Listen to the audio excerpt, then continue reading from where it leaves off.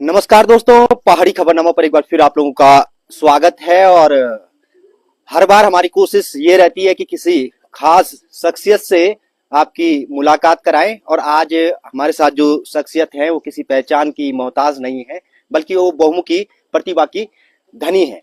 हमारे साथ आज जो खास मेहमान है वो है भाई देव रतोड़ी, जो कि टिहरी गढ़वाल के भिलंगना विकास खंड के केमरिया सौड़ गांव के हैं। और चाइना में एक प्रसिद्ध फिल्म अभिनेता भी हैं, एक उद्यमी भी हैं, और इसके साथ ही आदर्श भी हैं उन तमाम युवाओं के लिए जो अपने क्षेत्र का विकास करना चाहते हैं और उसमें अपनी भूमिका अदा करना चाहते हैं। तो स्वागत है देव भाई आपका। बहुत बहुत धन्यवाद, बहुत बहुत धन्यवाद आपका। भाई साहब, सबसे पहले क्योंकि आप जो है आदर्श भी हैं, अगर किस तरह से सक्सेस हासिल की जाए गरीब फैमिली से निकल करके, और भी बहुत सारी प्रतिभाएं आपके अंदर छुपी हुई है। तो सबसे पहले हम उस प्रतिभा की बात करेंगे जो हमारे आम युवाओं के मन में रहती है कि यहाँ से गांव से जब निकले, इस पृष्ठभूमि से जब निकले, तो कैसे सक्सेस हासिल करें। देखिए, प्रतिभा जो हमारे पहाड़ में सबके अंदर है। सिर्फ उस प्रतिभा को ढूंढने की जरूरत है, जो हमारे अंदर ही है, वो कहीं बाहर से नहीं आती है। और सफर बड़ा लंबा रहा, जैसे आपने देखा है मेरी जीवनी। हमारा जो गांव है जहाँ हम अभी बैठे हुए हैं, तो यहाँ से सफर शुरू हुआ था और 20 साल आज चाइना में हो गए। तो लगे हैं इस सफर में।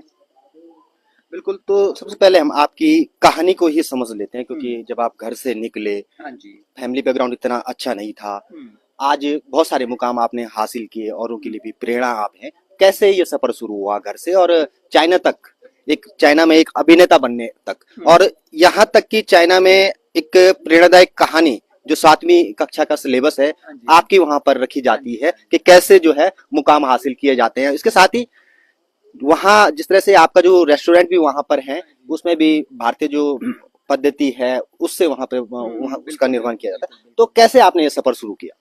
देखो, यहाँ पर पहली बात तो है कि हमारी पहाड़ियों का, जितने भी हमारे पहाड़ी हैं, उनका सबका जो जिंदगी है, उनकी जो संघर्ष है, वो लगभग लगभग एक जैसा है। थोड़ा बहुत कहानी अलग होगी, लेकिन लगभग एक जैसा है। तो उसी तरह से मैंने यहाँ से हमने हाई स्कूल की पढ़ाई करी। हाई स्कूल कंप्लीट होने के बाद में, क्योंकि हमारी जो पारिवारिक स्थिति थी और फाइनेंशियल कंडीशन इतनी अच्छी नहीं थी कि मैं फर्दर पढ़ाई कर पाता, उसकी वजह से पढ़ाई बीच में छोड़नी पड़ी। फिर दिल्ली गया मैं। दिल्ली में मैंने कुछ साल जॉब करी, जॉब दूध की डेयरी में, साइकिल पे दूध बेचने से लेके, एक सेट के जो गाड़ी साफ करने से लेके उसको घर तक छोड़ने तक।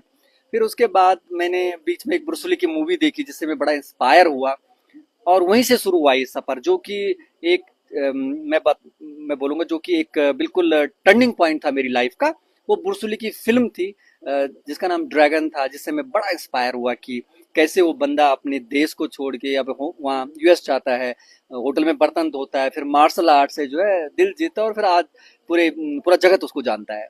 तो लगा यार, एक आम आदमी ऐसा कर सकता है। तो फिर मैं भी बम्बई गया। एक्चुअली 1998 में मैं बम्बई गया हीरो बनने। दिल्ली में अच्छी खासी हीरो बनने गए थे बम्बई। हाँ, बम्बई गया था मैं हीरो बनने, और मेरे सारे दोस्त हंस रहे थे मेरे ऊपर, क्या अपनी शक्ल देख ले, कहाँ हीरो बन रहा है। तो कॉन्फिडेंस था ऐसा बचपन में थोड़ा सा, और था यार कि मैं कर सकता हूँ, क्योंकि हम लोग पहाड़ी के थोड़ा उसका जो जुनून है ना, वो रहता है कि नहीं कर सकते। तो बम्बई में, लेकिन कुछ समय बीतने के बाद में एहसास हुआ कि इतना आसान नहीं है, वापस दिल्ली आना पड़ा। लेकिन फिर ब्रूस ली का भूत सवारी था दिमाग में, और रास्ता ढूंढ रहा था कि कैसे चाइना जाया जाए। तो फिर 2005 में एक मौका मिला चाइना जाने का। तो वहां से फिर हम लोग चाइना गए थे। सोचा था कि मार्शल आर्ट भी सीखेंगे और साथ साथ में कुछ ना कुछ काम करेंगे। एज ए वेटर में चाइना गया था 2005 में। आज मेरे को चाइना में कंप्लीट 20 साल हो गए। तो आगे बढ़ने के पीछे कारण एक और था कि ये डर था कि यार, पढ़ाई मैंने करी नहीं अच्छी, होटल मैनेजमेंट मैंने करा नहीं है, चाइनीज भाषा मेरे को आती नहीं है, और यहाँ से वापस जाके करूंगा क्या, क्योंकि यहाँ तनख्वाह थी हमारी उस टाइम 6,000 रुपए दिल्ली में, और वहां वो मिल रही थी 12,000। तो लग रहा था यार कि चलो एक ट्रैक मिल गया। तो क्या करता था मैं कि जो लोग, जैसे लोग 10 घंटा काम करते हैं, तो मैं जैसे ड्यूटी 10 बजे है तो मैं 9 बजे आ जाता था। लोग जैसे कोई 11 बजे छुट्टी कर दी क्या 10 बजे, तो बचा कुचा काम रहता था, मैं 1 घंटा एक्स्ट्रा काम करता था। एक तो हार्ड वर्किंग होगी, दूसरा क्या था कि सीखने पे बहुत सारे लोग कह रहे थे चाइनीज भाषा बहुत टफ है। मैंने 6 महीने में मैं फ्लुएंट चाइनीज बोल लेता था वहां पर। तो ये भी था। और तीसरा, जो सीखने की जो आदत थी, मैं अभी तक भी, आज भी मैं स्टूडेंट ही बना रहता हूँ। मैं कभी भी टीचर बनने की कोशिश नहीं करता हूँ, क्योंकि जब तक आप स्टूडेंट बने तब तक आप प्रोग्रेस करते रहोगे। तो ये आदतें थी कुछ, और डिसिप्लिन में, क्योंकि मैंने मार्शल आर्ट भी सीखा है। मैंने दिल्ली में 1.5 साल मार्शल आर्ट स्कूल भी चलाया था मैंने, क्योंकि बम्बई में मैंने मार्शल आर्ट सीखा था। और वही भी कारण था जिसकी वजह से मैं थोड़ा ब्रूस ली से भी प्रेरित हुआ था। चाइना चाइना आप जो है ब्रूस ली से प्रेरित होके गए। होके गए थे, हाँ जी हाँ जी। और वहां जाके, और फिर वहां पर मैं डिसअपॉइंटेड भी हुआ, क्योंकि वहां गया तो देखा डेवलपमेंट तो चाइना हो रखा अमेजिंग, मतलब इतना डेवलप हो रखा, आप यकीन नहीं करोगे। हम लोग जब गए यहाँ से फ्लाइट से हांगकांग, हांगकांग से हमने मेट्रो ली 350 की स्पीड से। आप वहां से जो है समझ लो कि यहाँ से आपने दिल्ली जाना है और आप जो है 1 घंटे में पहुंच गए। आप सोचो, कभी कल्पना कर सकते हैं हम यहाँ पर? तो वहां इस तरह का जब देखा, और फिर संजन भी गए हम, तो देखा मैंने पूरा हाई राइज बिल्डिंग्स हैं, लाइक और लोग कॉर्पोरेट जॉब वाले, बहुत सारे इंडियन भी आते थे, तो लगता था कंप्यूटर पे आके ऑर्डर कर रहे हैं कि यार। फिर हमें उनको पूछता था तनख्वाह कितनी है, तो कहते 10,000 आरएमबी। हम कैलकुलेट करते थे यार कि इसकी तनख्वाह तो 70-80 हजार, 1 लाख रुपए, मतलब यहाँ कमाया जा सकता है, और मेरी तनख्वाह सिर्फ 15,000 रुपए, सॉरी 12,000। तो वहां से शुरू सफर हुआ फिर। पर मैं रात दिन सीखता रहा। फिर 2 साल, 1.5 साल मैंने काम करा। 1.5 साल बाद फिर मैं एक जर्मन रेस्टोरेंट में रेस्टोरेंट मैनेजर लग गया, जर्मन भाषा सीखी, जर्मन फूड का नॉलेज लिया। वहाँ तनख्वाह फिर मेरे ख्याल से लगभग 80-80 हजार होगी। फिर मैं एक ऑस्ट्रेलियन कंपनी में लग गया, वहाँ तनख्वाह 1.5 लाख होगी। फिर एक अमेरिकन रेस्टोरेंट में लग गया, वहाँ 3.5-4 लाख रुपए तनख्वाह थी मेरी। जो लास्ट जॉब था मेरा, मैं as F and B operation director था मैं। वो आगे बढ़ने के पीछे और कोई कारण नहीं था, क्योंकि आप जब विदेश में जाते हैं तो वहां कोई आपको ये नहीं देखता कि आपकी शक्ल क्या है, आप कौन सी जात के हैं, आप कहाँ से आए हैं। वहां चलता है नॉलेज। कहावत है ना इंग्लिश में, नॉलेज इज पावर। एक तो ये था कि मेरे पास नॉलेज था, मैं सीखता गया वेस्टर्न फूड के बारे में नॉलेज। जैसे वाइन का कोर्स कर दिया, और होटल मैनेजमेंट नहीं करा था, तो जो जिन्होंने कर रखा है उनके साथ बैठ के हमेशा डायरी में नोट बनाता रहता था मैं, लिखता रहता था मैं, और याद करता रहता था। तो राज करा। उसके बाद लगा यार 7 साल काम कर दिया। कल्चरल गैप बहुत है भारत और चीन के बीच में, हालांकि हम पड़ोसी हैं, लेकिन मिसअंडरस्टैंडिंग बहुत ज्यादा है। मैं काफी लोगों को ले गया यहाँ से। वहां जाके लोग बोलते हैं यार इंडिया में हम क्या बात करते हैं चाइना के बारे में, लेकिन सेम हाल चाइनीजों का भी है। वहां जब चाइनीजों को पूछो, उनको लगता है चाइना इंडियन गरीबी है, मतलब वहां पर लोग सड़क में सोते हैं, रोड पे मरते हैं, मतलब सारा नेगेटिविटी ज्यादा है, पॉजिटिविटी बहुत कम है। तो वो जो कल्चरल गैप था, मैं कहा यार ये भरना है, एक जिम्मेदार नागरिक होने के नाते, एक भारतीय नागरिक होने के नाते। क्योंकि हमारी आइडेंटिटी, हम इंडिया में हम अपने आप को बोल सकते हैं मैं पहाड़ी हूँ, वो राजस्थान से, वो हरियाणवी है। जब हम बाहर जाते हैं विदेश में, तो हम एक भारत के एक ब्रांड एम्बेसडर, हर एक इंडिविजुअल, चाहे वो किसी भी जॉब पे है, वो एम्बेसडर है। क्योंकि वहां कोई नहीं जानता है आपको कहाँ से हैं आप। वहां आपका चेहरा मतलब आप भारतीय, आप अच्छा कर रहे हैं तो भारतीय अच्छा कर रहे हैं, अगर आप खराब कर रहे हैं तो पूरे भारत का नाम आप खराब कर रहे हैं। वो जिम्मेदारी भी थी। और फिर सर्कल भी ऐसा बन गया था मेरा, क्योंकि काम करते करते मैं शुरू से बड़ा आउट गोइंग रहा हूँ। तो मेरे साथ में बहुत सारे जैसे सीईओ हैं कंपनी के, बड़े बड़े एम्बेसडर हैं, तो इनके साथ में काफी दोस्ती थी। तो जब छुट्टी होती थी मैं इनको लेके जाता इंडियन रेस्टोरेंट में। तो कभी इंप्रेस नहीं होता था मैं उस कल्चर से, उस जो सर्विस एटीट्यूड है, उन्होंने जो कपड़े पहन रखे हैं, लगता था यार क्या दिखाए हैं इंडिया का। और खाना खा के भी कई बार ऐसा होता था कि कोई शेफ अगर किचन से बाहर आ गया तो फिर आदमी खाना भी छोड़ देगा, वो गंदा बंदा दाल वाल। मैं कह यार ये बहुत गंदा। और मैंने जो काम करा था, मैंने करा था सारे फाइन डाइनिंग में काम, सारे टॉप जो कंपनी जैसे अमेरिका की, ऑस्ट्रेलिया की, ऐसी कंपनी में काम करा, और एज ए डायरेक्टर पोजीशन पे रहा। तो ये एक था कि पता था हाई एंड कैसे करना है, उसको कैसे दिखाना अपना कल्चर। तो वहां से फिर एक दिमाग में आया आइडिया। फिर हमने 2013 में सर्वे करा, और फिर एक रेस्टोरेंट की नींव रखी, और वहां से शुरू हुआ सफर। एक रेस्टोरेंट खोला तो हमने उसको थीम दिया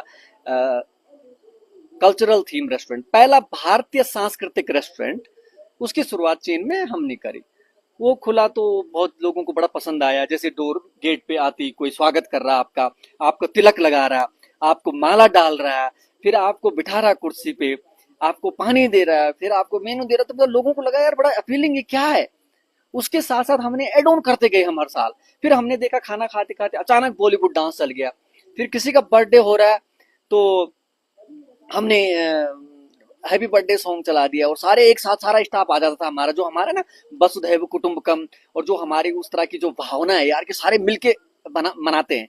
तो वो लोगों को बड़ा अट्रैक्ट करा। और रेस्टोरेंट हमने बना भी ऐसा रखा था कि उसका जो थीम है, जो जो उसका डेकोरेशन है, जो उसका मतलब कंप्लीट जो एक्सपीरियंस है, वो टोटली डिफरेंट था। और जैसे हमने फिर नेक्स्ट ईयर हमने दिवाली मनानी शुरू कर दी, होली मनानी शुरू कर दी, कृष्ण जन्माष्टमी मनानी शुरू कर दी। तो लोकल लोग उससे बड़े प्रभावित हुए और वो कनेक्ट करते गए, और धीरे धीरे धीरे धीरे लोगों ने वो एक्सेप्ट करा, और उससे पॉपुलैरिटी बढ़ी। तो एक से हमने 2 खोला, 3 खोला, 4 खोला। आज चीन में हमारे सबसे ज्यादा भारतीय रेस्टोरेंट है, हमारे 16 रेस्टोरेंट है, 2-3 रेस्टोरेंटों में और काम चल रहा है। 150 से ज्यादा एम्प्लॉय हैं हमारे, उसमें 100 लोग उत्तराखंड से हैं। लगभग 80-90 उत्तराखंड से होंगे, बाकी हमारे हिमाचल अलग राज्यों से भी हैं। और इस तरह से सफर रहा। जो फिल्मी दुनिया, चाइनीज चाइनीज जो फिल्मी दुनिया हाँ, है, हाँ, हाँ। वहां का सफर कैसे आपने शुरू किया, उस और कैसे गए आप?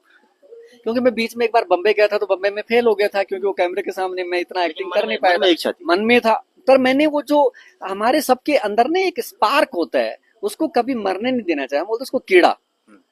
तो फिल्मी कीड़ा था, मन में था कहीं ना कहीं। तो एक दिन ऐसे एक डायरेक्टर आया, उसने देखा यार तुम्हारा रेस्टोरेंट इतना प्यारा बना रखा है, मैं यहाँ एक शूट करना चाहता हूँ, और इसमें एक छोटा सा रोल है, मैं किसी इंडियन को देख रहा हूँ।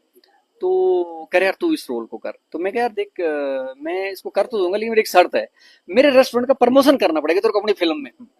वो ऑनलाइन फिल्म थी, छोटे बजट की, वो राजी हो गया।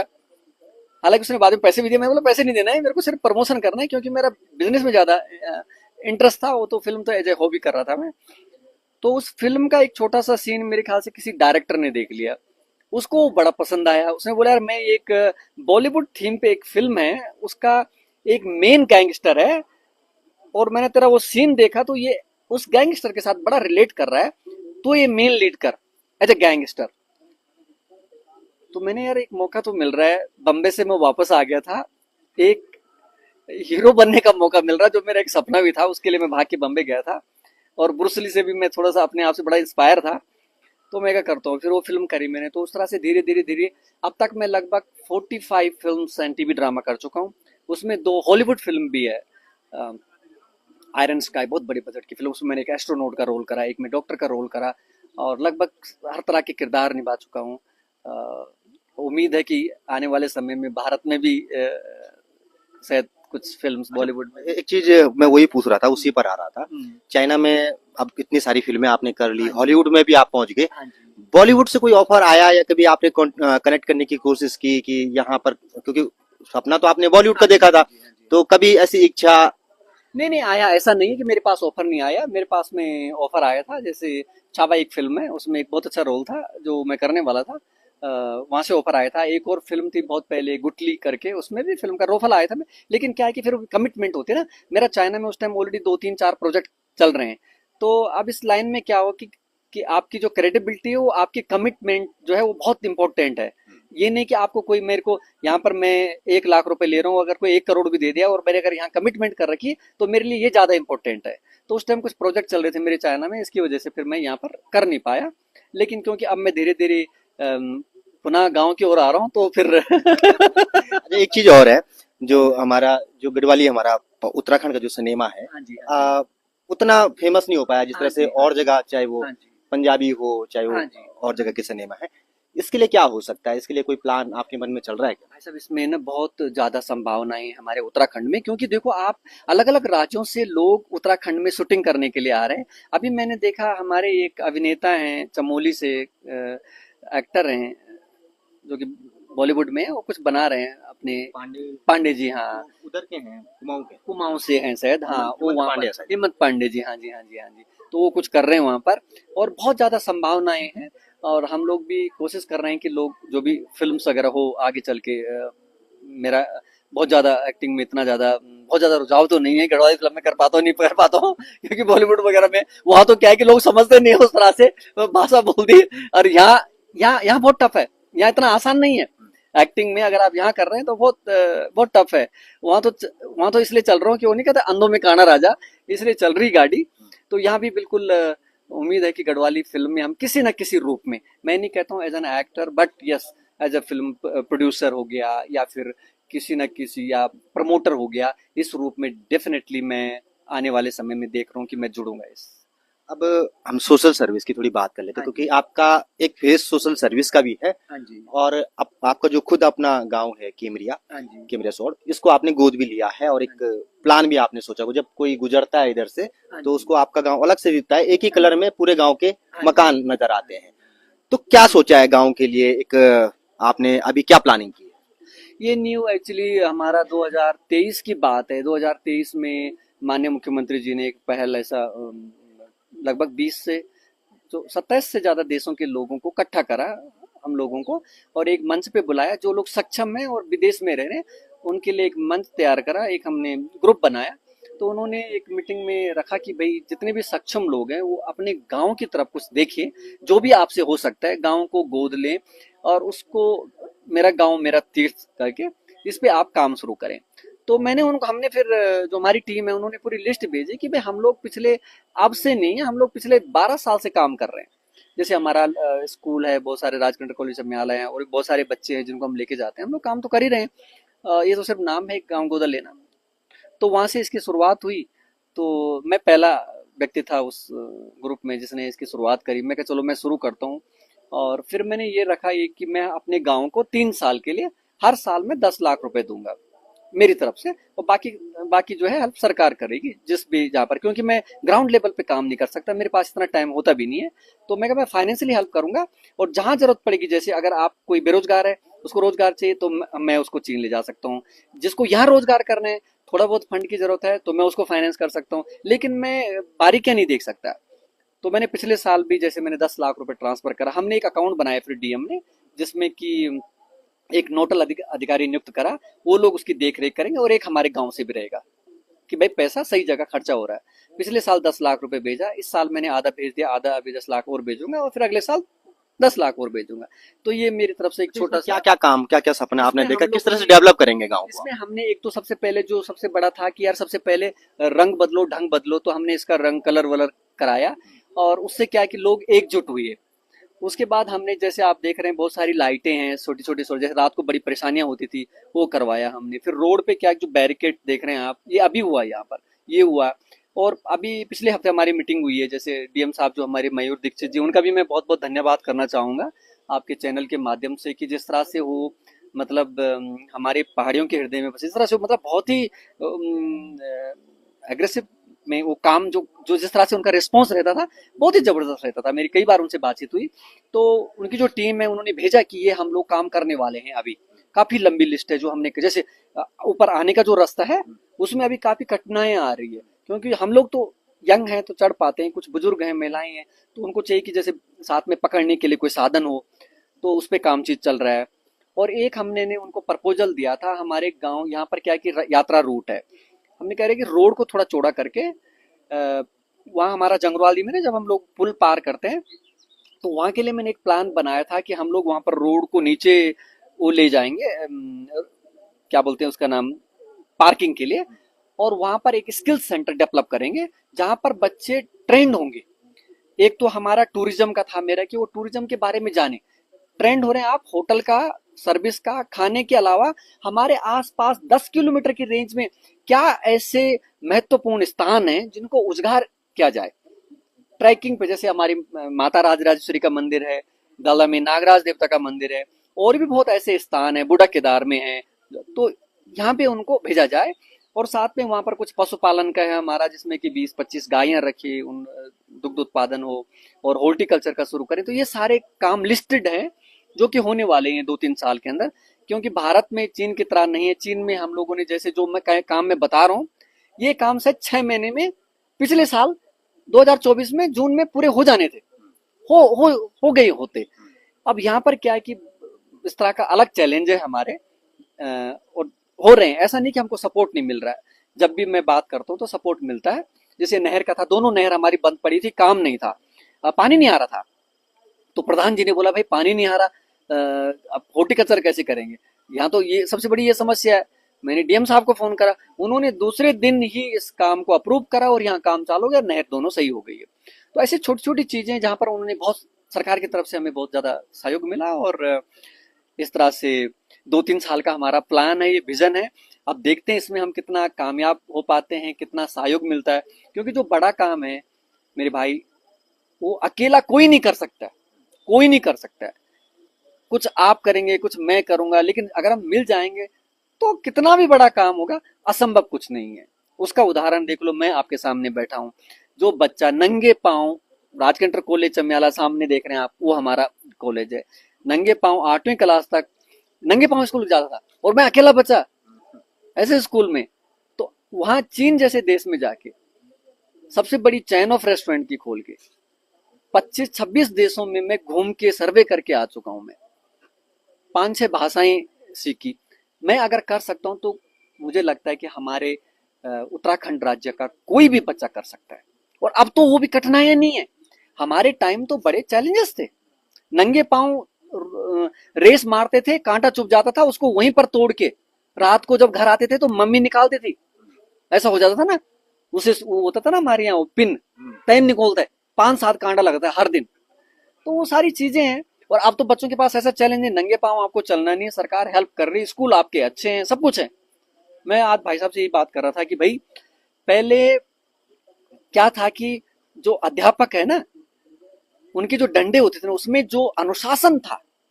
देखो अगर आपकी लाइफ में अनुशासन नहीं तो मैं कहता हूं कि उसके पास कितने खरबपति है, उसको रोडपति बनने में ज्यादा समय नहीं लगेगा।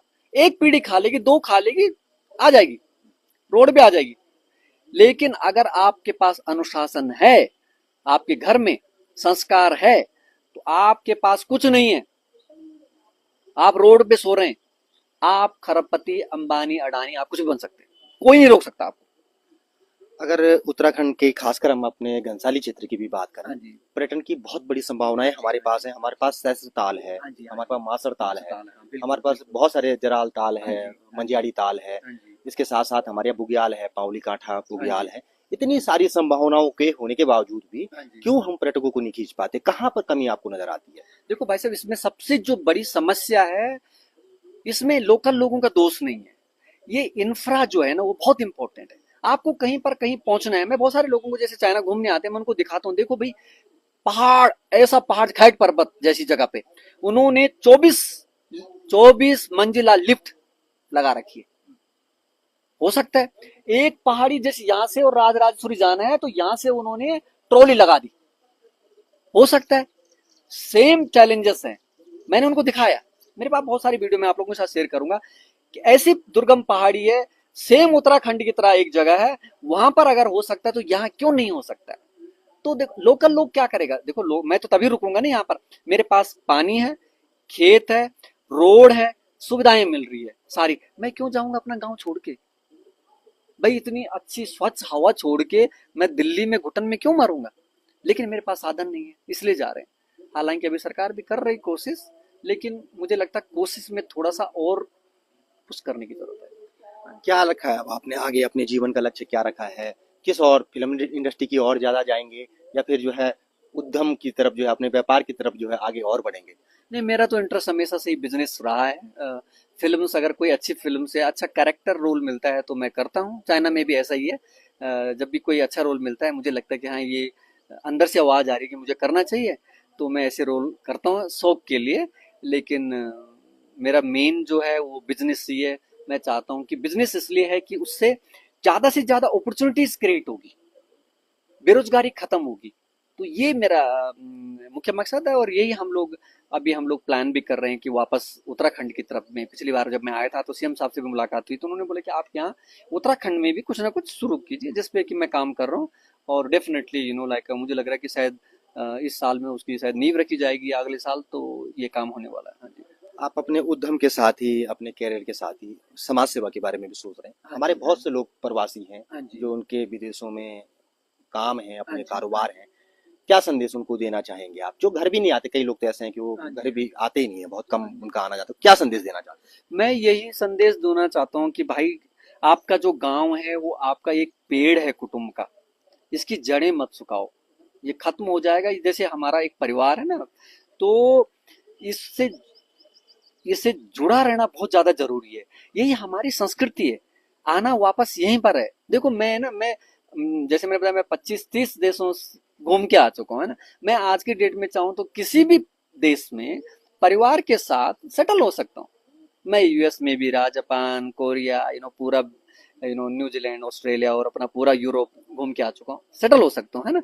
लेकिन नहीं, मेरा मन, आप देखते हैं मैं हर साल वापस आता हूँ, अपने गांव आता हूँ। संदेश यही है कि कम से कम अगर आप 6 महीने में नहीं आ सकते, कम से कम साल भर में आप नहीं आ सकते 1 महीने के लिए। मैं समझता हूँ समस्या ही होगी, अगर जॉब कर रहे हैं, बिजनेस कर रहे तो बिजनेसमैन डेफिनेटली आ सकता है। अगर आप जॉब कर रहे हैं तो हफ्ता 10 दिन की तो आपको छुट्टी मिल ही सकती है ना। तो हफ्ते के लिए अगर आप आते हैं अपने परिवार के साथ में, उनको दिखाते हैं कहाँ से आपका जो रूट है उसको बचा के रखें। और ये अकेले नहीं होगा, देखो हमारा उत्तराखंड ऐसा नहीं, पहाड़ कहीं नहीं जा रहे हैं कर पहाड़ बचाओ पहाड़ बचाओ, पहाड़ कहीं, पहाड़ यही है। हमने आके जो है अपने खेत खलियान बचाने, अपनी संस्कृति को बचाना है, तो इस पे काम करने की जरूरत है। हाँ जी। बिल्कुल, तो बहुत बहुत धन्यवाद, आपका इतना कीमती समय आपने हमें दिया। तो आप लगातार पहाड़ी खबरनामा देखते रहिए, किसी नई शख्सियत से फिर आपकी मुलाकात कराएंगे। धन्यवाद।